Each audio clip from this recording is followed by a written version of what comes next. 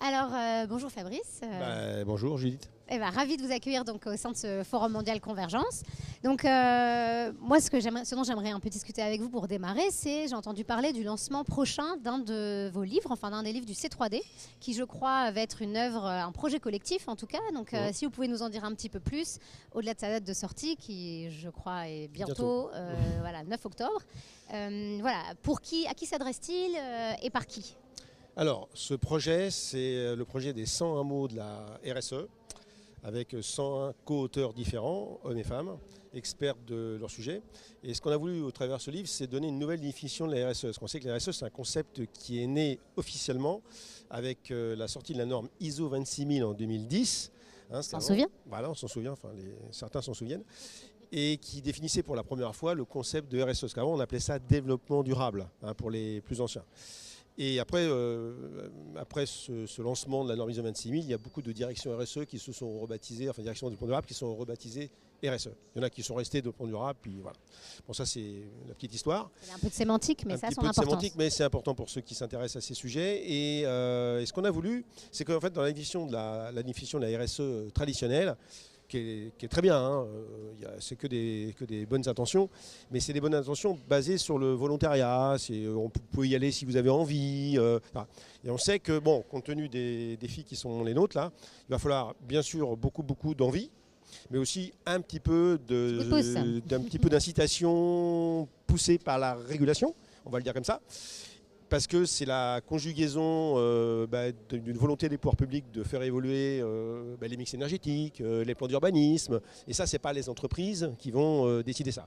Par contre, elles peuvent le faire en utilisant les bonnes idées des entreprises qui réfléchissent sur ces sujets pour faire évoluer à la fois leurs solutions, mais aussi leur modèle d'affaires.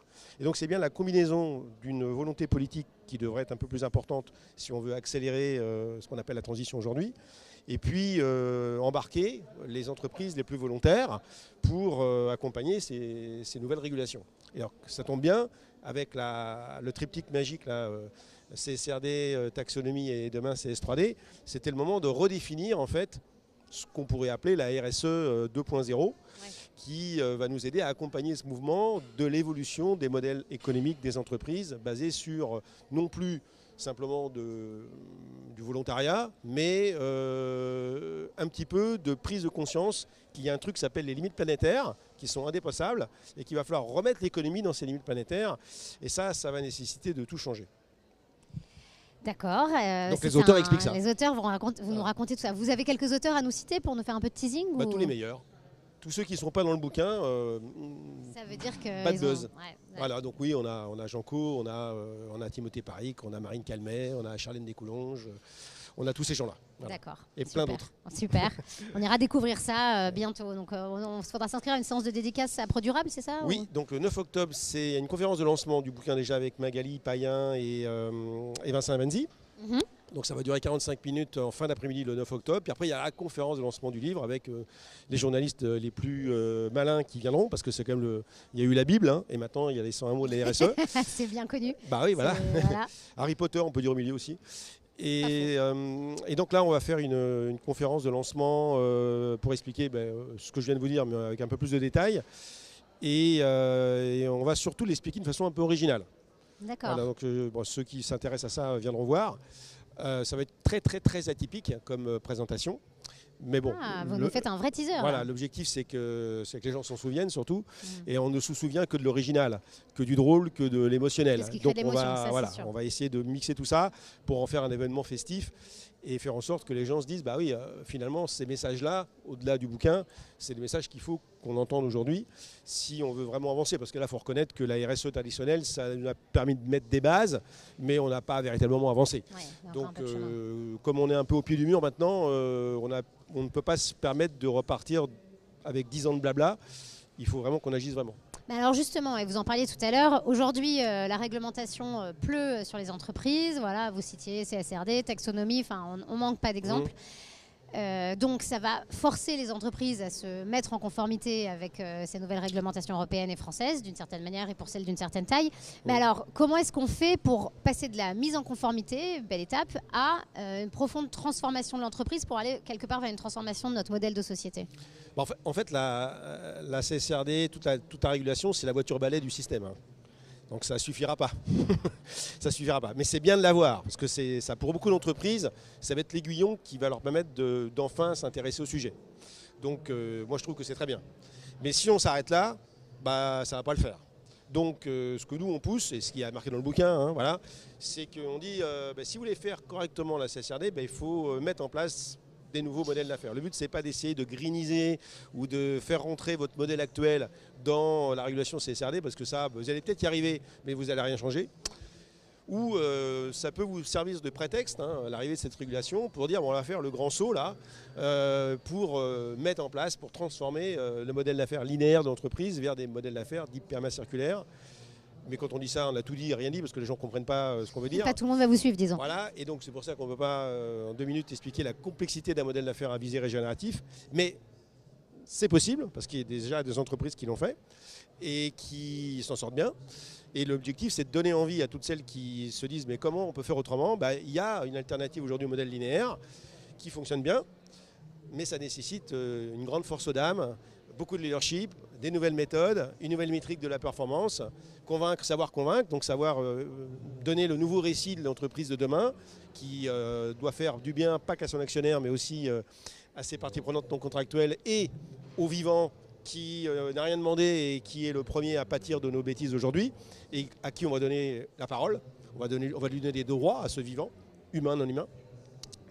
Donc c'est très complexe, c'est difficile de raconter tout ça en 2 minutes, mais le mieux c'est de lire le livre. Voilà, il y aura quand même beaucoup d'experts qui vont expliquer comment ils voient les choses. Alors le but c'est pas un livre où on va donner des détails, hein. On va surtout expliquer les grands concepts de l'économie à visée régénérative avec des points de vue qui sont très différents, parce que tout ça, il n'y a pas de one best way pour y aller.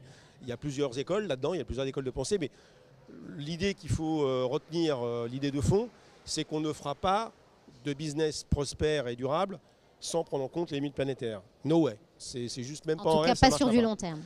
Un moyen terme qui arrive même là. Ouais, enfin, 0 terme même, il faut le faire tout de suite. Donc, et pour ça, il faut acquérir tout un tas de nouvelles connaissances qui vont permettre à ces entreprises de faire ce virage, ce shift, vous appelez ça comme vous voulez. Et comme on a peu de temps, il faut monter en compétences vite, d'où le livre. Alors aujourd'hui, on sait, c'est-à-dire, en tout cas vous savez, on espère que les gens qui nous entourent à ce forum sont aussi au courant et on espère qu'on est de plus en plus nombreux à être au courant de tout ce qui est étayé par des faits scientifiques assez irréfutables sur l'état du climat, les fameuses limites planétaires que vous évoquez, etc. Bon. Manifestement, puisque vous sortez un livre, c'est bien que ça ne suffit pas et qu'on a toujours ce devoir de poursuivre une démarche de pédagogie pour continuer de convaincre les convaincus d'aller plus loin et des nouveaux de rattraper le groupe. Donc aujourd'hui, on est à ce forum Convergence où on parle aussi des actions multi-acteurs. Donc on a parlé du secteur privé, on a parlé des régulateurs, mais on est aussi tous consommateurs, citoyens et non citoyens d'ailleurs. Comment est-ce que poursuivre cette pédagogie pour emmener tout le monde un cran plus loin, pour que les différents acteurs qu'on est tous sur cette planète, on avance de manière encore plus rapide, je dirais, au vu de l'urgence, vers une transition écologique et juste? En fait, ce n'est pas un problème de connaissance, c'est même pas un problème de pédagogie. Parce que les gens savent, effectivement, les scientifiques nous bassinent sur ces sujets-là depuis des années, ils ont raison, mais en fait, ça n'a rien changé.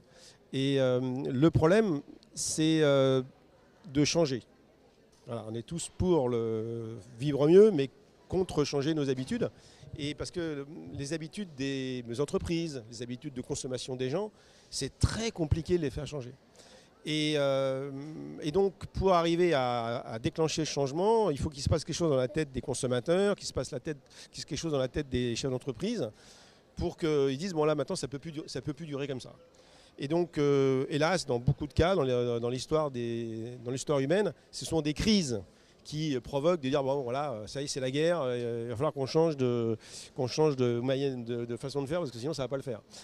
Et là, en ce moment, on voit bien qu'on commence à être cerné par les dérèglements climatiques, par un anéantissement du vivant qui commence à nous toucher dans nos chairs avec l'arrivée des pandémies, etc. Donc c'est peut-être le moment de prendre conscience que là, il va falloir prendre sur nous et que ce n'est pas parce qu'on a toujours fait d'une certaine manière certaines choses qu'il va falloir continuer de cette façon-là. Et donc, pour faire advenir une économie à visée régénérative, il faut d'abord un électrochoc. Il faut rappeler non seulement les drames qu'on a déjà causés, parce qu'en fait, ce n'est pas un problème de crainte par rapport à l'avenir, c'est surtout un constat par rapport au passé. Et donc ça, il faut le rappeler, ça c'est sûr. Mais si on ne veut pas laisser les gens dans le désarroi, il faut leur donner une méthode. Une méthode parce que déjà, c'est dur de changer, mais s'ils ne savent pas changer, les gens vont être très anxieux. Hein. Donc il faut leur apporter une méthode, pratiquement une recette de cuisine, en disant voilà, tu pourrais commencer par ça, puis après tu feras ça, puis ensuite, et puis par itération successive, on va peut-être pouvoir voir le commencement de la lueur dans la tête des gens, dans les yeux des gens, en disant ah ben oui, effectivement ça marche. Et donc nous, ce qu'on veut apporter au travers les activités du C3D, les livrables du C3D, les partenariats qu'on fait avec d'autres organismes qui travaillent sur ces questions-là, c'est de leur apporter la base méthodologique pour accompagner toutes les entreprises qui vont vouloir y aller parce qu'elles auront compris la méthode pour avancer et obtenir des résultats mesurables, perceptibles, tangibles, qui leur donnera encore plus envie d'aller plus vite parce qu'ils vont s'apercevoir que ça marche. Et alors, j'ai en tête que votre livre, pour conclure là-dessus, est un abécédaire, ou je me trompe. Oui. Et alors, si vous deviez partager avec nous un mot, à vous, que vous avez envie de... Ouais, alors, vous avez droit à 3, allez, on va essayer. Allez, désir. On est généreux. Ouais. Désir, c'est pas mal, désir. Désir, oui. Voilà, résilience, voilà, et puis adaptation. Résilience et adaptation, quand même. Ouais, c'est un peu proche, mais ok. Ouais, je peux vous en donner un quatrième, si vous voulez. Performance. D'accord. Vous avez une surprise. Ouais, mais je ne m'attendais pas à celui-là. Merci beaucoup, Fabrice. Merci.